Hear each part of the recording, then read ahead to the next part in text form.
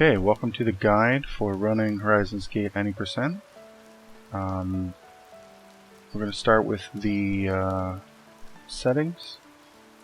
The Intense, Ponder, Sea Dog, Hardcore mean basically nothing. It's just for show, because you're not really going to be fighting any fights in this game. We're going to be skipping all of them. So we'll just go with that for bragging rights, I guess. So we're going to start a new game. There's no rules right now as no one runs this but me. So there's no specifics on skipping intro or not, but I would assume if this does take off, then skipping intro will be required. So we're going to do that, and it doesn't really matter what we look like. So we're going to start the game. So immediately the first thing we want to do is load the game, the autosave that it creates when we started the game, and this will let us do a Grove proc-gen skip at the beginning. So usually when you leave Storm Cove, it will take like a minute for the game to go through and generate all of the groves and where they are in the map. But we can skip that if we load the game if we load a recent game for some reason, and then we leave Storm Cove. It'll allow us to skip it, rather. It's not an automatic skip. You still have to hold up at a certain spot. So we're given the opportunity to skip it, I guess I should say. So once we load, we want to go into our character screen and get Heave. This is the only ability we need in the entire game. And with it, we can click it constantly in the hotbar here to constantly recenter our character to whatever tile that they are on. And we can use that to our advantage to walk faster by just constantly clicking it, because the character will walk on to the next tile, and then we'll center them, then they'll walk on to the next tile, and then we'll center them. So it's kind of skipping half a tile at the perfect rate. So we want to talk to Reeve. Doesn't matter what dialogue options we pick. They're all the same. So just spam whatever. You can also hit S and then space to skip everything as well. For skipping dialogue, we want to click and hit space at the same time, just to really hammer home the skipping of it. You saw in the settings that you want your dialogue speed at 0 and your camera scroll speed at 30, which is maximum. That will allow us to move the camera as fast as we can, as well as the dialogue to appear instantly. So our first bit of skipping will be once we leave Storm Cove. So once we leave, we will hold space to speed up the animations. And then once we actually leave the cutscene that leaves, we want to hold W. That'll get us to walk, I guess sail right back into Storm Cove.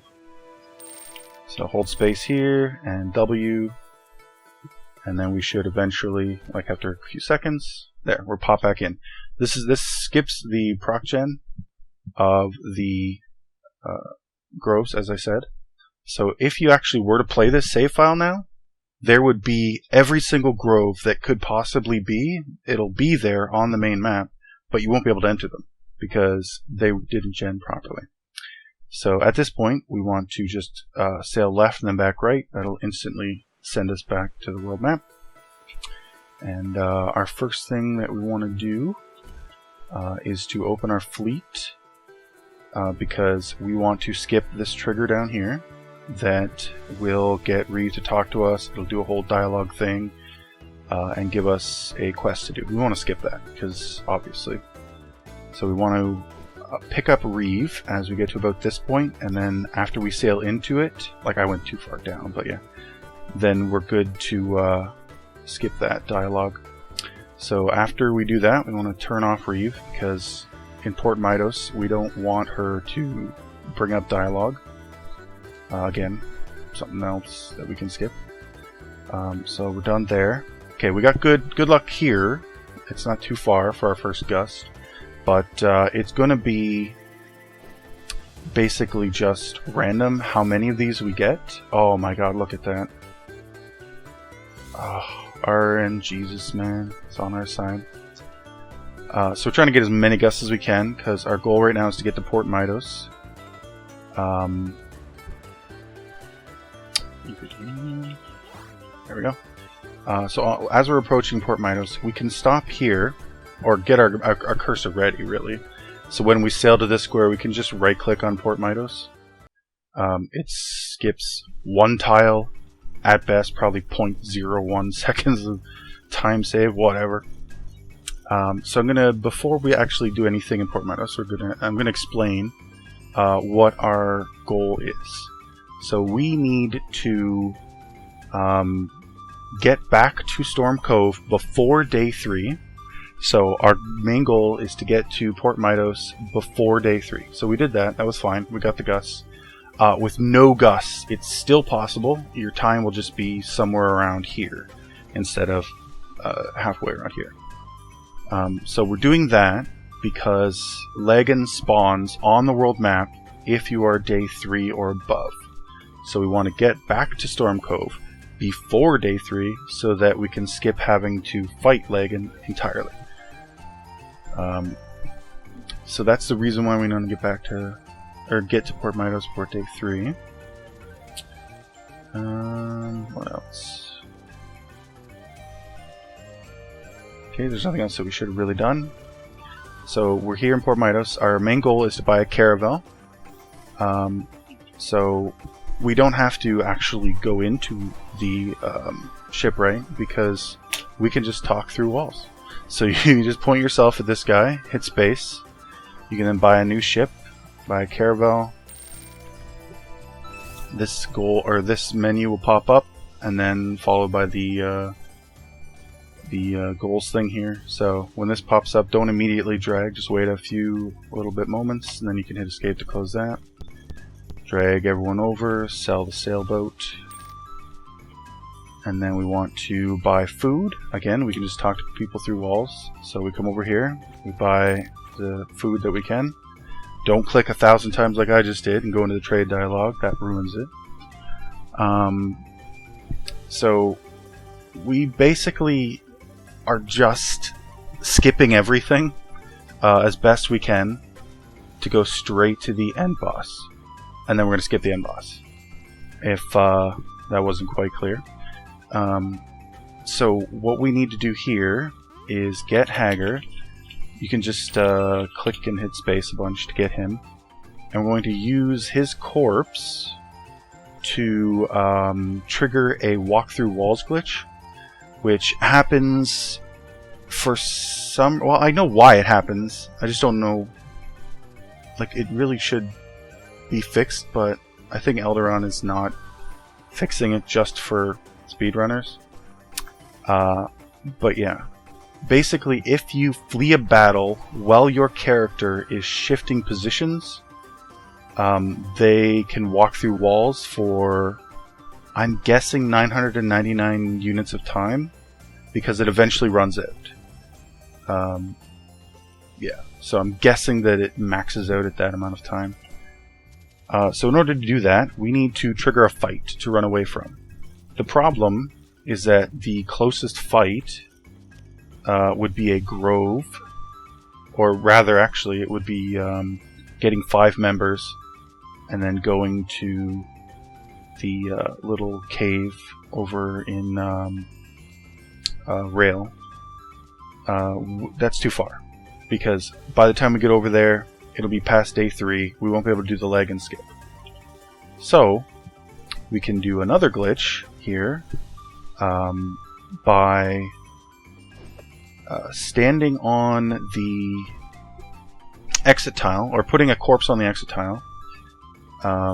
This is how to do the walk through walls glitch to begin with, but if we put a corpse on the exit tile and then switch to it while it's switching, yeah, that's the thing. But we're going to do another glitch here that triggers a port battle if you land... No. How do I explain this? If you land on a tile that then slides you down, and as you slide down, you land on top of a character, it will do damage to them, but it only works if it's on rubble or some other slow terrain. So what we need to do is first set up the walk through walls glitch. So if you go down to the second tile here, where Hagar is now, and then heave into the trigger, it doesn't trigger it. It doesn't trigger the exit to leave the port. So we do that. We then turn off and back on Hagar so that he's underneath us right now. And then we want to heave back and then kill him. So we punch him 6 times. And on the 6th time, to prevent him from resurrecting immediately and then just following us with 1 health, we want to hold W to walk away from him really quickly. That will leave his corpse there. Now the reason we have to do that is because a fix was implemented back in 1.2 something, where you can no longer pick up corpses, which is what I used to use to glitch through the sealed door. So I can no longer pick up Hagar as a corpse, and if I touch him, he'll revive.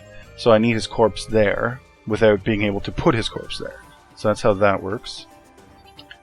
We then need to come over here. We're going to abuse Majar, I guess is his name. We're going to force him into a fight by using ability storage to manipulate where he is. So ability storage works like this. I just used heave, and you can notice I did not go up, and that's because I'm holding down D, so I'm running against this wall. But as soon as I let go of any or all my movement keys, then the ability that I just used will work. So I was able to heave, or to store the heave ability, and then as long as I'm moving, it won't trigger. But as soon as I let go of all of the movement, it will trigger on that exact spot, wherever you are on the map. So if I let go, see, my character goes down to where they heaved. So ability storage can, well, it works different with different abilities. Abilities that can teleport you, like I think Swagger, Hurricane Kick, or some of the earlier ones. Except you can't use Swagger out of battle, so I guess it would just be Hurricane Kick would be the earliest one you could use. But if it teleports you, you can go through walls and stuff, and the ability storage will work through maps. So if I were to heave here and store the ability, and then leave the map, the next map I go to, it will use heave on that exact tile wherever, or that exact XY coordinate. So we can do stuff like teleport into areas we're not supposed to be. But we don't care about all the fun stuff you can do with that. We only care about manipulating Majar's position. So if we heave into him, he will try to move out of our way. So we're going to heave 1 square to his right, or to our right, while moving into him. That will store our heave. And then we want to, without letting go of all of the movement keys, we want to go down around him and to his left side. And let's hope I don't mess this up. But when we're on his left side, we want to let go of all of our movement keys, which will force us to push or to heave into him, which will then force him to walk away from us. Hopefully. Let's hope I can get this. Whatever. So here I just want to hold up a little bit and then let go. This happens. Sometimes you can heave diagonally, which is totally fine. As long as he doesn't move the wrong way, we're fine with that. Optimally. Oh, if that happens too, if it just heaves even though you're holding the button, you need to offset your character a little bit. There we go. So we want to move him left by heaving him to his right and then moving to his left, which will then push him. You want to do the same thing. Basically, the opposite direction you want him to go is where you would heave. So you want to heave below him into the water. And then go up to... Okay, well, I've already messed it up by walking all over the place. walking into the rubble and letting go, but we then heaved him 2 tiles, because why not? So that would be a mess up. It's early, you would reset. We're going to then fix him now. Oh, come on. Oh! Oh, I swear.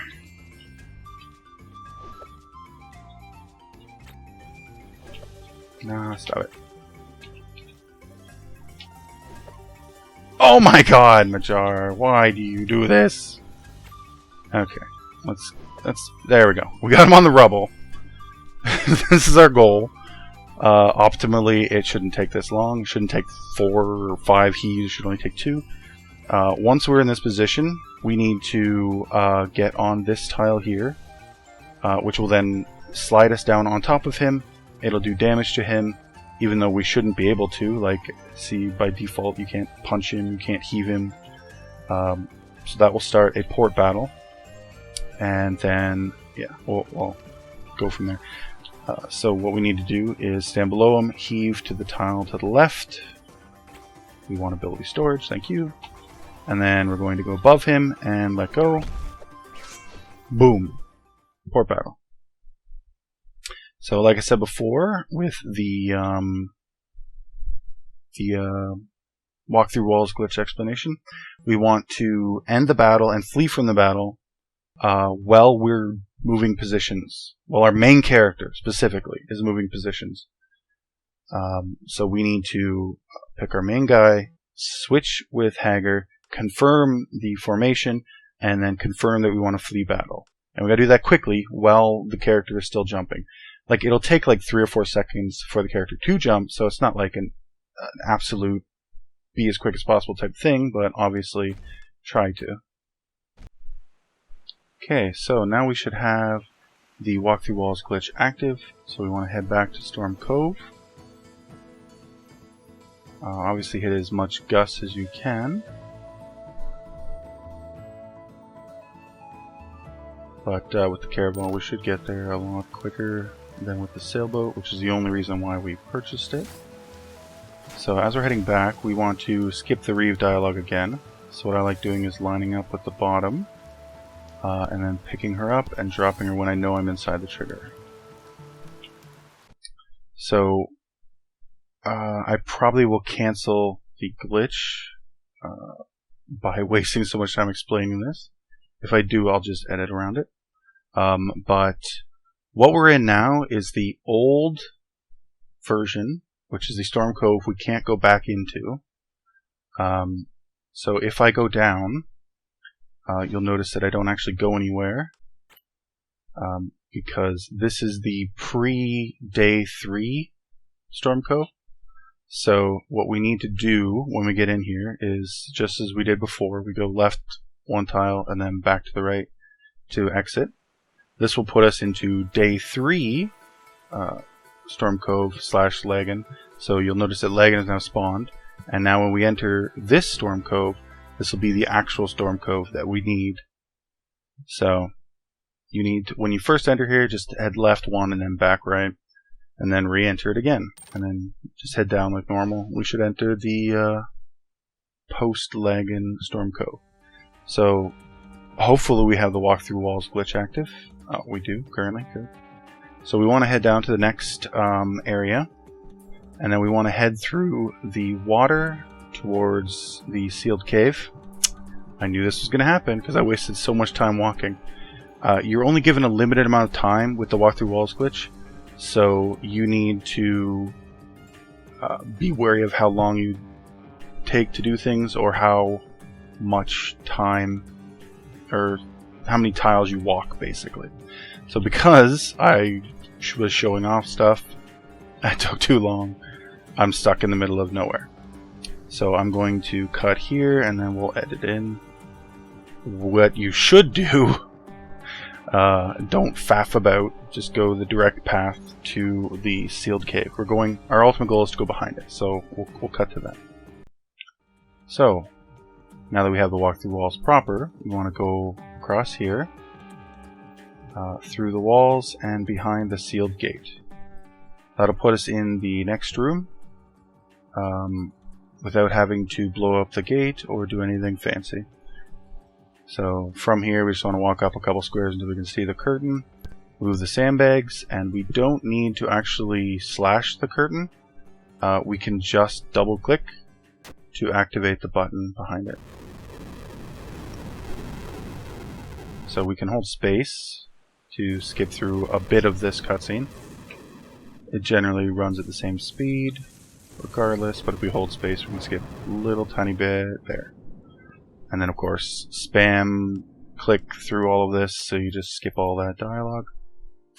And we head into Graven. Again, spam click. If you pick looks like it, it's one dialogue box less than what is Graven, but it's negligible with maximum dialogue speed. Minimum? Whatever. With the dialogue speed set to 0. Anyway, our next goal is to head up to Graven itself, or to the castle within Graven. That is its official name, I guess, since that is what the icon is. As you can see, castle. So that is what I named it. Just get this up. I have notes that I'm looking at.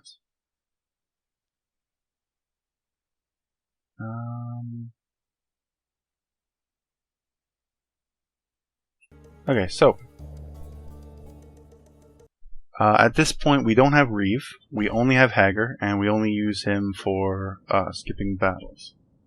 So even though we only have Hager, we will get a dialogue option here from Reeve. So you just want to skip through that. Clicking and hitting space over and over again works. So our goal is to skip the first fight there. So with ability storage, it actually doesn't allow you, or it doesn't allow fights to start. It doesn't allow triggers to even work. So what we want to do is get ability storage on this wall with just a heave, and then walk past these guys. You'll be fine. There's an automatic save there. And we want to walk into this pedestal, because we do need to trigger it. But if we let go of our movement keys, we will go flying downwards and activate the battle. So we don't want that. So we want to heave again at this. That'll just undo ability storage. So we're good to go now. So open the switch and move on to the next area. So we need to skip the Bowen fight here. And in order to do that, we need walk through walls again. So we need to trigger the fight and then run away from the fight the same way we did back in Port Midas. So we're going to move down here, heave into the trigger zone, and then kill poor Hager again with the same concept. 3, 4, 5, and then on the 6th one, hold W to walk away from his corpse. So with him in the exit zone, we're going to just walk straight up. Now, I didn't because I'm horrible at remembering, but anytime you have to walk in this game, you want to slam the heave button so that you walk faster. And then for this, we have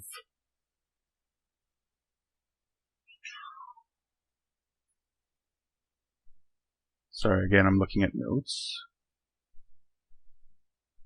We want to get the bottom dialogue option for this, for it's time to pay for what you've done, because it is two text boxes shorter, but it's almost negligible how many text boxes pop up. If all you can manage is to click the first one, that's fine, but optimally from here on out the bottom option is the best. So for this, if you just move your cursor to the edge of the screen, it will max out down there. So in order to set up this glitch, we need to use the arrow keys, which allow us to go further. So just click on your guy, move down here, click on Hager, same concept, confirm flee. So we're limited for walk through walls for this, so you want to do this quickly, but basically just head up, head around these guys through the wall, and then around these guys. And our walk-through walls will last long enough for the next room too.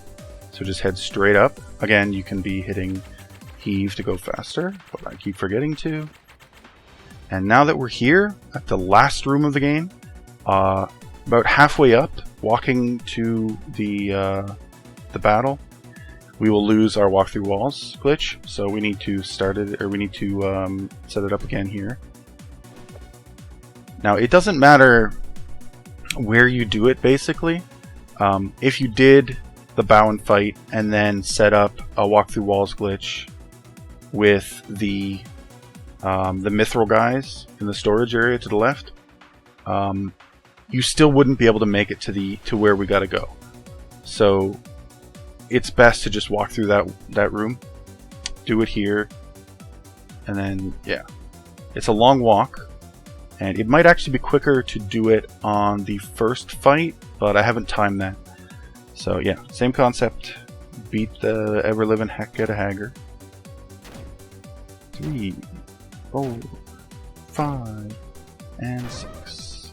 And then head up to the final battle. Oh, I'm so bad at this.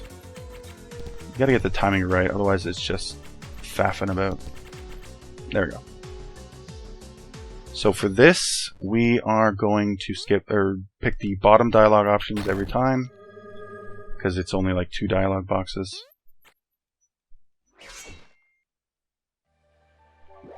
Same as before, you're gonna have to hold down on the arrow key to switch. We're gonna head right back into the room. And our goal is to hit the dialogue, or the trigger that basically just says, hey, this battle was over, let's head or teleport to the exit. So in order to do that, we need to basically, once we hit this second capsule, just head up and left into the wall by like 1 or 2 tiles. And then the first trigger you touch is the trigger we want.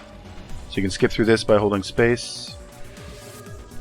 You will have one more dialogue box at the end of this with Reeve, so just click and hold space and we're good to go.